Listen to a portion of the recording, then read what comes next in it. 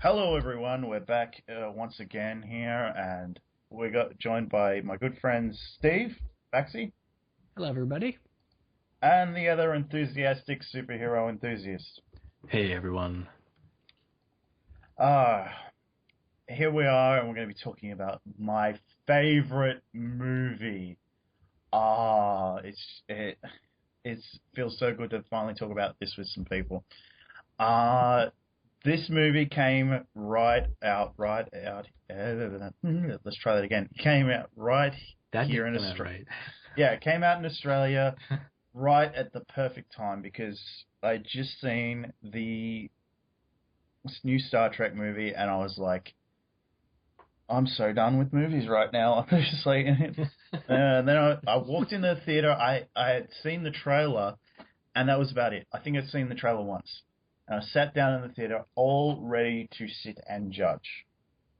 And I sat there and was like, oh my God, we just do know how to make movies still. Oh, thank you, thank you. So, and I think that's why it's my favorite movie. Like I hadn't really thought about it until recently when I was doing a top 10 list at one stage, and I had to put it at the top of the list because it just.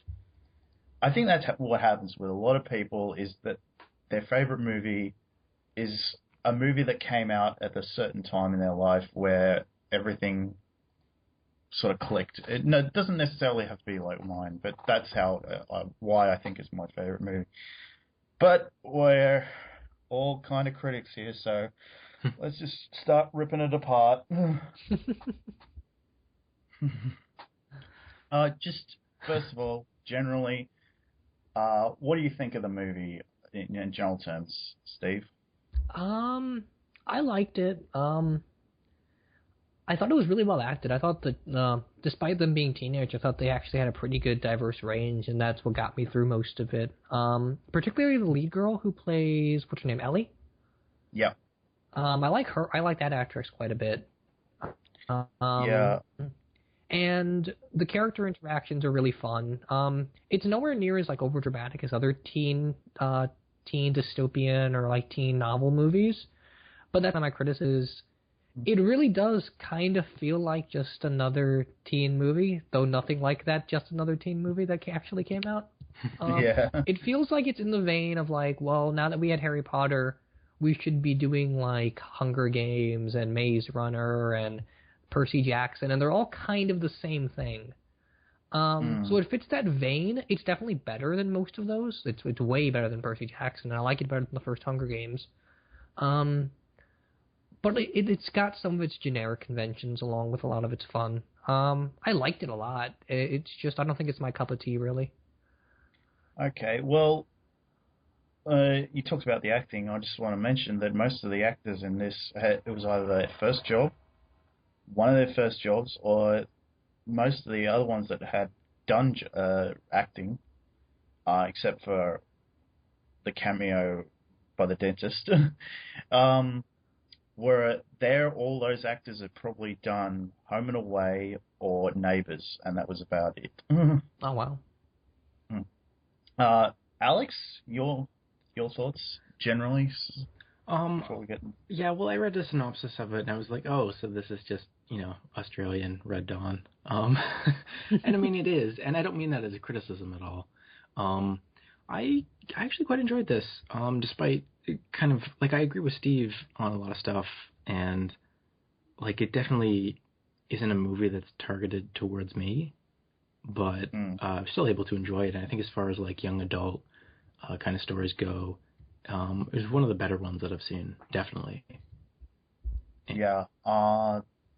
There's a bunch of stuff I want to talk about specifically in this, especially some of the symbolism in it, and one of my favorite moments. But let's start at the beginning. So initially, these all these kids get together, except for one of the other characters that they meet up with later, and they go on a camping trip, and they go to a place called Hell for camping, and Hijinks ensues there, but it's like it's typical stuff going on in there, and yeah, Well, I then like they the come. setup a lot of, just even they have to try and get, ask permission from their parents to like go there and stuff, and it's like navigating that whole world that you kind of have to when you're that age. I thought that was kind of cool. Yeah, that was my Yeah, favorite part of the movie, just seeing them go door to door and changing their personalities to get parents on their side. And everything they did in the camp on their camping trip before they came back home was actually a lot of fun. yeah. And of course, being Australia, it wouldn't be complete without a snake in someone's sleeping bag, and That scene was hilarious, I thought. and that's actually from the book. Believe it or not, that was actually in the book, and a lot. So much of this was still is taken directly from the book, and or certain characters are saying lines that certain other characters had said in the thing as well. Mm. So it's a pretty literal adaptation then? Yeah, there's some subplots taken out as well. Like there's this whole subplot about a shack that they find in hell, and there's this whole mythical, not mythical, it's sort of urban legend behind why that shack's there and everything. So apart from that, there's some stuff that does happen in the book that's not here, like Ellie and sorry, let me just bring up everyone's name again. There's a lot of characters. Yeah. And they don't all get equal screen time because it's kind of a more focused story on a couple of them, so it's hard to remember them, which might be a bit of a criticism. Yeah. Sorry, it's just Lee. That their relationship goes a little bit further in hell, and it does. Then again, that might be from the second book because some of the stuff. But yeah, from memory, I think that happens. It goes a little bit further. It's not like it just some other stuff happens with them. Yeah. So then, of course, they come back, and guess what? Australia has been invaded by some occupying force, but we never find out exactly who they are. They're Asian. Now, yeah, that's about. So presumably China. I actually thought in the movie it was actually North Korea. That's what they did for the modern Red Dawn remake, which is just it's so silly if you know anything about North Korea, but. Yeah. It's like the Chinese are everybody's big trading partner now, so like we can't demonize them the way that we did the Soviets. Yeah. So, I get, but my guess was North Korea because there's been there has been some threats from North Korea towards us. But yeah, that's who I thought it was. But I was going to ask, do you think it's a problem that we don't know exactly who they are? No, it's not really important because that's not what it's about. No, it really is just about like the idea of what you do when you feel like you lost your home, and it's a good parallel for teenagers in general. So I don't think it's much of an issue that we don't know. I think it suits the tension a bit better. It's like Final Crisis like that, where when your whole world goes to hell, it's going to be really confusing, and you're not going to know all the facts. So I'm okay with it. Well, I think the other thing too is like really it is a little bit of a teenage power fantasy type of a thing where, especially at that age, you want to set things right in the world, and then like this gives them sort of the opportunity to do that in a way. Yeah, it's really metaphoric for like the whole teenage condition, which is part of what I really like about it. And there's a really good scene somewhere in the middle of the film where one of the characters falls asleep and Ellie just starts yelling at him and says, "Why don't you just kill us?" And it's a good scene in context, but it's also a really good scene when you think about how I think Alex, you always bring up this point of like, oh, teenagers, everything is life and death. And when you inject that into that kind of literally, it carries a bit more weight and you feel more for the characters, especially when they're doing like a lot of teen angsty kind of romance things. because it is kind of the end of the world for them. So those romances will be one of those last things they'd focus on. And I guess it adds more tension to it, and it works. Yeah, the character you're talking about is Chris, who comes into the movie later and the stoner guy. Yeah, and I was watching it back this morning for this, and there's that scene where they reference his dad is from Straight and Narrow, and Chris is from a little bit further down the street or something along those lines, and he's meaning he's a little bit off center and he's a stoner. And he talks about how he was there at home when the power went out and everything happened, and he had to go down the street, and he comes across his neighbors being shot, and not only them, their little baby as well has been shot, and he's like, whoa. It's kind of a more graphic movie than I expected it to be. Yeah. Yeah. And the thing is, you don't see any of that. He's just telling you what happened, and still that has an effect on you. And he has the line, which is so in that character's vein. He says, I've been smoking some weird shit, or this isn't your typical day in Wirrawee, which is the town they're in. And it's like, what the heck? And Wirrawee, such a Australian name, sounding somewhat Aboriginal, but probably not actually. So where is Wirrawee supposed to be set?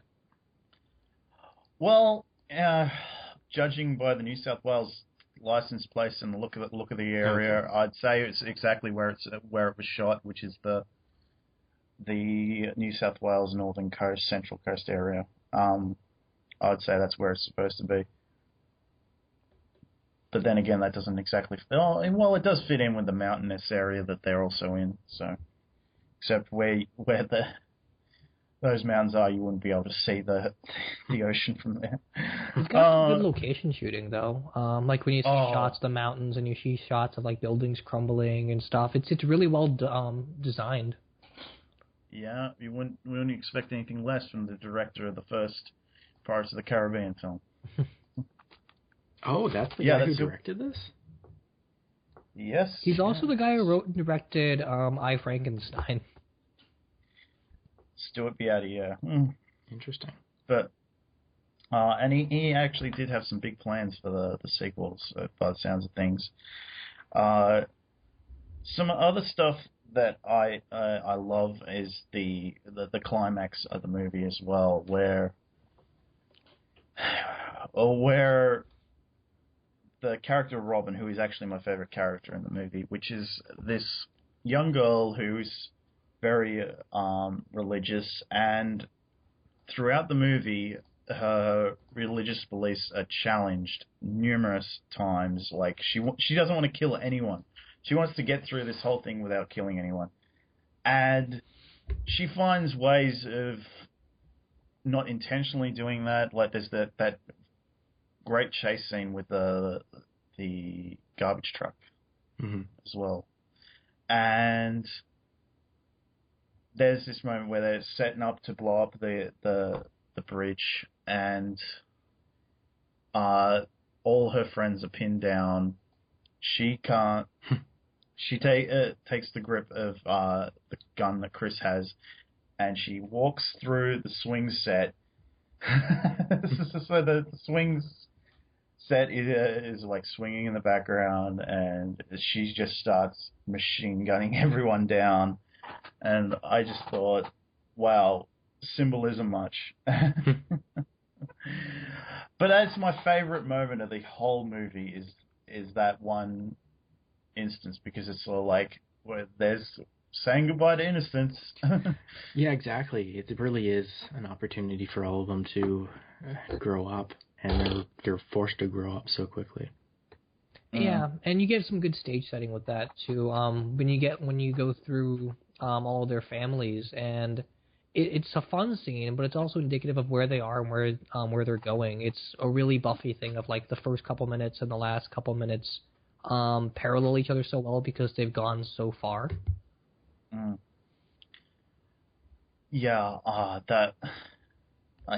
actually surprised you compare it to that, Steve. But I mean, it is a little bit like Joss Whedon. I feel like if Joss Whedon had the movie rights to this, he'd do something Buffy-esque, and it's definitely in his wheelhouse. Mm. And we do have a similar. We have a strong female character at the heart of this. She's the one telling the story, but unlike Buffy, she's not the leader. It's this guy Homer who's the group's leader, and sort of is the one. We've got to do this. We've got to stand up against these guys. We got to start. There's that line from the trailer that was like in every trailer for this. We've got to start acting like soldiers, and in the trailer, I think that that's exposed with the action scenes that they're doing. But no, in that scene, he's talking about thinking of how to survive through this, whatever that might be.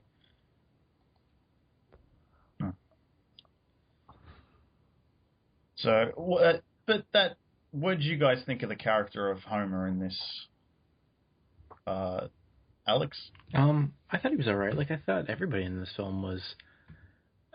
They were obviously all archetypes, but at the same time, they don't feel like just cardboard cutouts. And I think having that bit where we go to hell with them and kind of see all that interaction there does a lot to get us invested in the characters, and then once they come out of that and see what's happened, then we actually care. Yeah. Steve, what did you think? Yeah, they're a fun bunch of characters. I like Homer just as much as anyone else, really. They're interesting people, and like I said before, they're well acted. So when you're seeing them in the mountains in hell, and they're just kind of doing their thing and talking about things and interacting and forming their little groups, it feels like a group of people that you would really want to be with. Like if you were back in high school, then these are not a terrible group of friends to have. In many ways, it could be better than the friends people already have in high school. But yeah. Well, sorry, what? Yeah, I was just going to say these are how quite a lot of friends I have had after high school where it would act. Well, yeah, I mean, like they're a fun group and they're a believable group. I didn't latch on to Homer the same way I did to Ellie and Robin, and even Fiona. But they're still he's still a fun character and he's still well acted. I don't think anyone in this movie like really rises above anyone else. Like I mentioned, I like Ellie and I like Robin and Fiona, but like they're not any better than anyone else. Okay, I see what you mean. Yeah, it's almost like a pick your poison kind of thing, right? Like they're all good characters, they're all well acted, and they all have their moments. It's just really up to like who would you relate to the most, or who do you want to get to know more. Well, I feel like from the second book on, we get to know these characters a lot better. But there's something I want to mention that wasn't in the book, because I read the book after this, and something that happens in the movie doesn't happen in the book. Well, the thing of that is that Corey's boyfriend in this, Kevin, he doesn't really have anything to do in the book except for be the Corey's boyfriend. So it's quite interesting that he gets something to do in the movie. In the movie, he sort of runs away from them and leaves them in a pretty hairy situation, which is similar to the book, but the situation is that they're in, but isn't a carbon copy. So he runs away, and later on he sort of has to learn how to be brave throughout the film. But it's not something that you focus in on. It's something that you see him struggling with in certain instances, I feel, throughout the movie. And then, of course, he comes back for them on the bridge, and that's how we leave that story. Except Corey gets shot at that scene, and that's sort of sets up the end of the movie as well. So, yeah, what do you think of that story that I've just said? I liked it. Yeah. Yeah, like that's the thing is like there are maybe minor things like in this movie that could have been better, but like it's pretty well executed. Like everything's pretty much on point. Yeah, it's not by the numbers, but it certainly hits all the markers of like what a good movie should have. Like, does it have good characters? Check. Does it have good music, good set design, all that stuff? It's it's a fun movie, but like I said before, it didn't hit me the same way it hit you because it's not my thing really. Yeah. But like the story's good. I'm invested in it. It's something I'd watch again for sure. And it's not unenjoyable, you know. Like it's got some depressing scenes and it's got some really dramatic scenes, but it's not pessimistic either. Especially the ending, when they're all kind of rallying up and you get like that final shot where they're all in front of the camera, almost like Avengers style. It's a good scene. It's really optimistic and it makes you want a sequel. The only thing I guess I'd say about it that we haven't mentioned already is that this, more than anything, I feel like does kind of need a sequel. Because the first time I watched it, I thought this was only like the first 10 minutes of a book, and we were supposed to get more. But it completes itself well on a second viewing. Like when I figured out where it was going, I didn't have the same complaint really. It makes me want to go back and check the books out because I've only read the first one and it's been years. Yeah, I do read that second book because there's something that would have probably happened in the first 20 minutes of the movie that I wish we had gotten on screen. So I hope someone that has picked up the rights for it and is going to make, if not remake this, continue on the story because it really does need a sequel. I don't care if they recast. Honestly, I don't care. But the thing of that is, this movie cost quite a bit to make, and it did make its money back, plus a little bit extra, which is good for the movie. But I do like the ending. What I wanted to mention about the ending is that, yeah, Cora gets shot, and then, well, then they have sound to... effects. Yeah. Two of them have to leave, and that's Lincoln Lewis's character, which is Kevin, and Corey have to leave because that she needs medical attention. One thing I do want to say is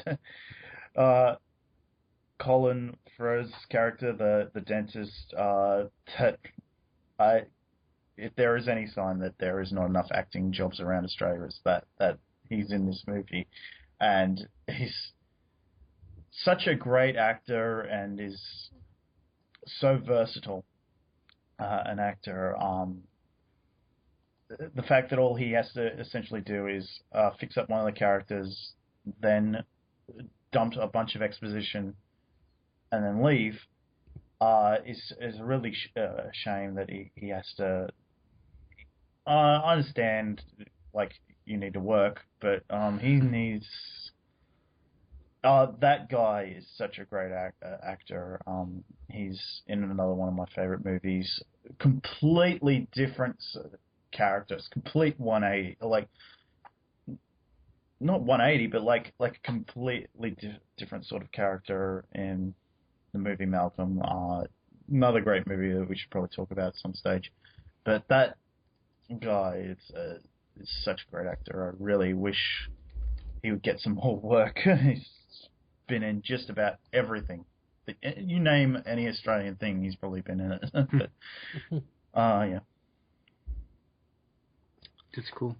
I really liked the scene, and it was relatively minor, I guess, but it really kind of showed the direness of the situation. It was where the Australian jet gets shot down.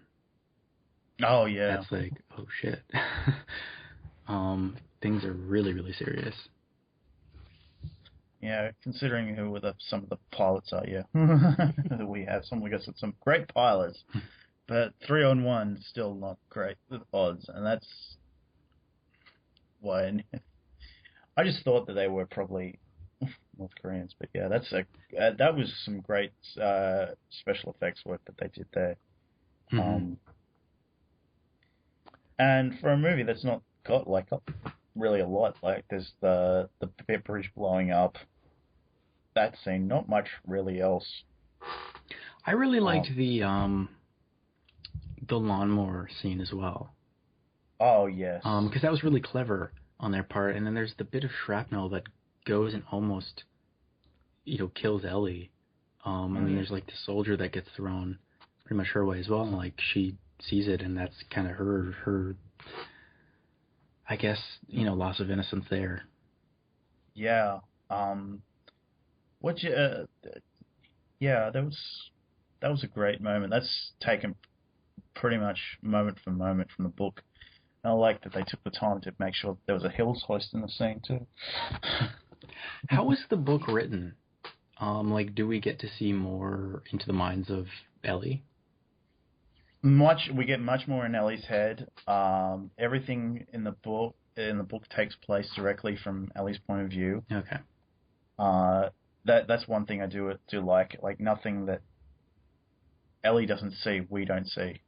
So everything in this is pretty much from Ellie's perspective, and she's the only one that we sort of get in her head, and we sort of like extrapolate everything else from everyone else's sort of stuff. Like lines that happen in her head happen in this movie, except for one thing that Lee says in the opening of the movie. But I think it works much better from coming out of his mouth in the movie. I'm kind of glad they didn't do almost a first person with Ellie and made it more of an ensemble thing for the film, because there's a lot of ideas in this movie, especially with like landscape shots of like mountains and hillsides and stuff about like how like ideas of stability. And they go through these traumatic experiences and losses of innocence, but there's still kind of like, excuse the pun, but like a rock of kind of a foundation for them to rally behind. And when you have an ensemble group, I think that idea comes together a bit better than if they just went with the book route and kind of got into Ellie's head more than anyone else. That's why I think it's good that I don't like any character above anyone else. Like they're all kind of on equal ground, because that's sort of what the film is saying, just about people in general. Yeah, there's something else I want to mention that happened in the book. There was sort of more of in being in Ellie's head a bit more, there was this moment where there was sort of this love triangle between Ellie, Homer, and Fiona in the book, and I'm glad that they didn't bring that in here, because not much is done with it in the book, except that you have these moments where Ellie's sort of thinking, oh, Homer's a pretty good guy, I'm sort of getting interested in him. But it ends up that Lee's the one that wins out anyway. So, yeah, I think that's pretty interesting, but yeah. I think as far as like the wilderness stuff goes and the themes, as someone who, thanks to you, Magpie, has become more exposed to Australian films and sort of just the entire Australian worldview in a way, I see a lot of parallels between some of the stuff, like we did for the Aussie Connect podcast. What's it called? Horse movie. The Man from Snowy River. Man from Snowy River. Total brain dead moment there. And there's that, and like the Ned Kelly stuff, and resistance to authority. And like a big part of the Man from Snowy River is the idea that like you can't tame the Australian wilderness, and so it's kind of interesting that then the characters who are resistance fighters and guerrilla troops basically are based in that wilderness, and they're kind of coming out, and so it almost weirdly I see this connection there where it's like, yeah, those North Koreans will not be able to tame Australia. No. Yeah, and I feel like that, yeah, quite a bit of that Australian spirit is still in this movie. Now, there is a moment in this where it sort of illustrates that this wouldn't be the first invasion of Australia, because there was that whole thing that started this country, which is the British invasion of Australia, which happened when the British decided to make this a penal colony. And when you think about it, well, it pretty much worked. If the trip didn't kill them, it would be the snakes, the Yeah. spiders. But then again, this is a very beautiful country. It is that way. So yeah, they sort of touch on that subject when Ellie looks up and sees this mural of the British people first landing on it, the British first landing on Australia. Oh, okay, that's interesting. It's a very brief moment. I noticed it, and they only the fact that they point that out in the commentary to the film that's what they're sort of hinting on. But once you've seen that there, it's sort of is there. I really want to see them make like homemade Ned Kelly armor to go take on the North Koreans.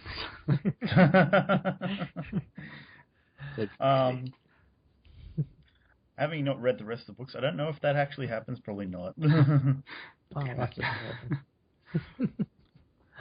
I like that you guys mentioned the whole Australian spirit thing, because there's definitely a lot about the culture of Australia in this movie that you can get. Like, we talked about this when we were reviewing Arrow, and we talked about Slade, but like the idea of a mate and how it's not as generic a term as friend or pal or buddy or something. Like, there's a deeper connection to people when they call you their mates. And they use that line very specifically around in this movie, where when they say it with some conviction. And I really like that. Like, it's something that you don't see in American films very often. Like, you get like the really generic, you're my friend, so I do this for you. But like, there's a different dynamic in Australian films with it that I didn't notice before. Yeah, definitely. Having seen it in so many other Australian things, I did thoroughly enjoy seeing it brought up here. It's something that you can't, like, when you make an Australian movie, it's usually there.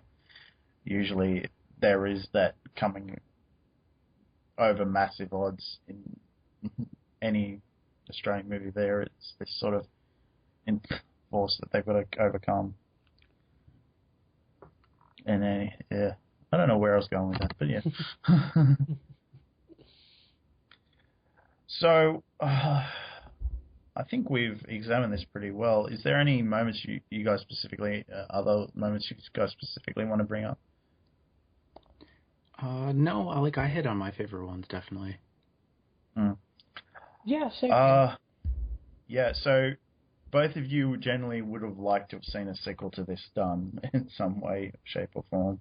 Yeah, that'd be really cool. I would love to see just them as like badass teenage guerrilla fighters. That would be really cool. Yeah. It would. Yeah. I don't even think you really have to recast because it's not that old. It'd be fun just like jump ahead 4 years, kind of like Dawn of the Planet of the Apes, and see kind of the scale of everything after 4 years of fighting.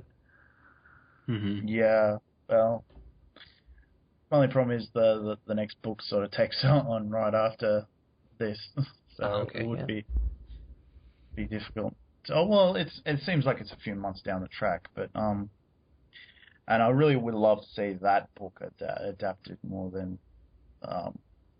I guess they could fast forward and sort of mention a lot of the stuff if they were to skip ahead to the Ellie Chronicles if they really wanted to, because I imagine that like if every film sort of like every book takes about 4 months after this one, it would be really cool to see.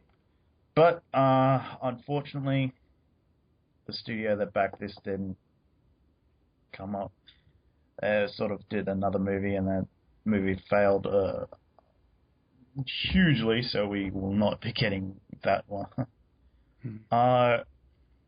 Yeah, so has overall, this cast gone on to do like anything big?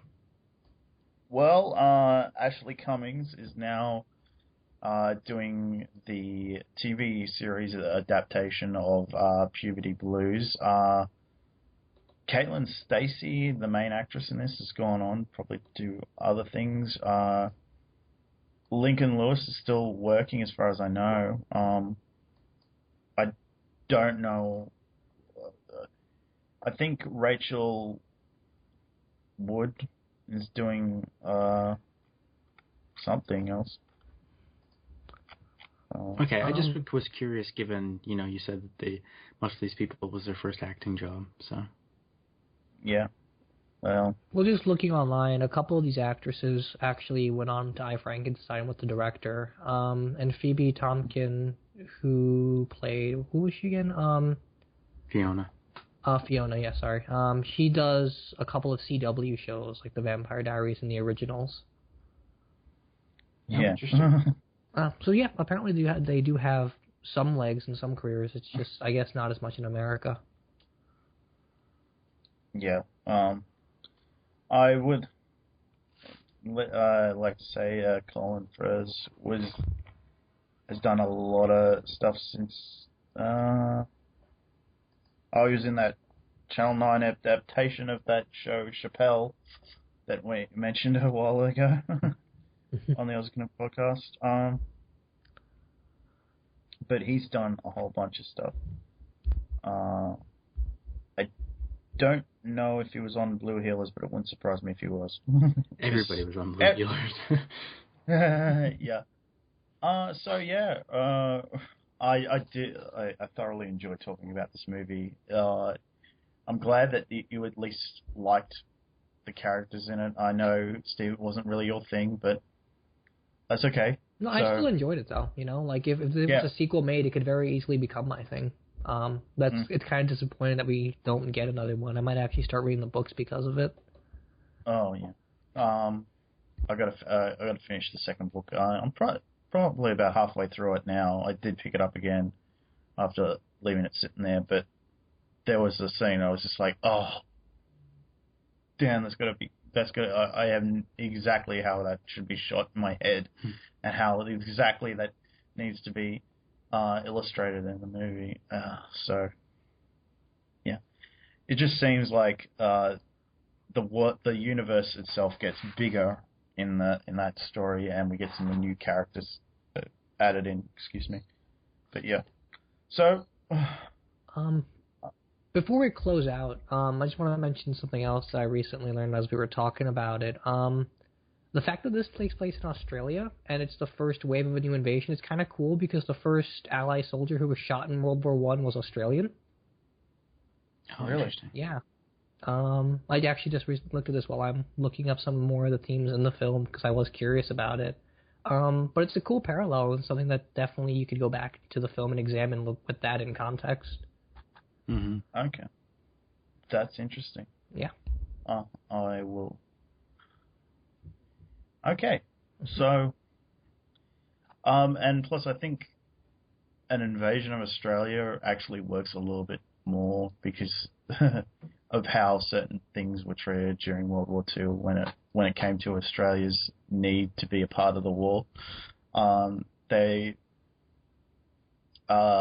The British sort of had their own self-interests at stake after the attack on Pearl Harbor, we were like, oh, those Japanese, they're going to come down and probably take over us. And the British sort of said, oh, don't worry, we'll take care of the Germans and then we'll come down and help you. So, and they wanted all our troops to stay there, and our Prime Minister said, no!